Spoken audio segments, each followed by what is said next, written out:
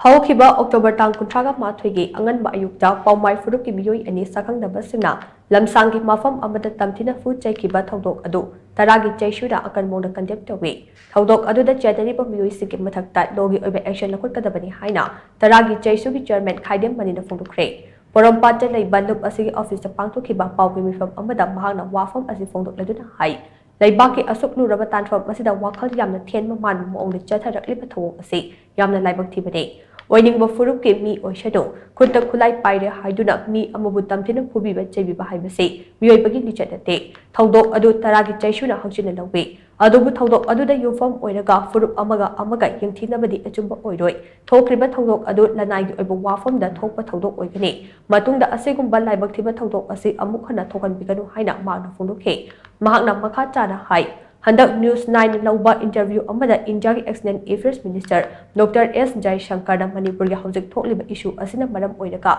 India bu mingcha thian badi chumde haina phongdokhiba wafam adu lauba yadaba wafam ni haina Taragi Cheishu na laubi Manipur ki issue asi border ki issue ni India mingcha thian da honarakliba sing asi anti-national ni haibana chumbu wafam kaya Union Minister na phongdokhiba adu handok pibada hena chumgani haina mahana maka chana phongdokhe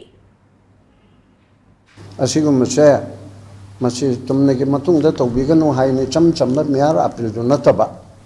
organization mayam koraga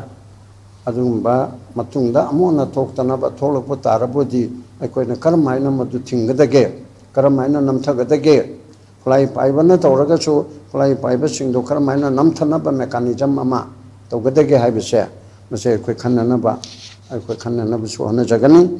aduna sigumase Tauroidabani, Ramna Mong Tadaba Port Ama, Soidana Oyuni, Fly Paibo, Ragasu, Paidaba, Sabano, Ragasu, Asigum Se, among Hana Tawada,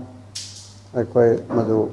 Kodong Sadaba, Tourakli, Aduma Kodong Sadaba Torapada, Aquayna, Madu Kanbangamoy, Other Madu Taudanaba, Aina, Nungsina Haitare, Apilama.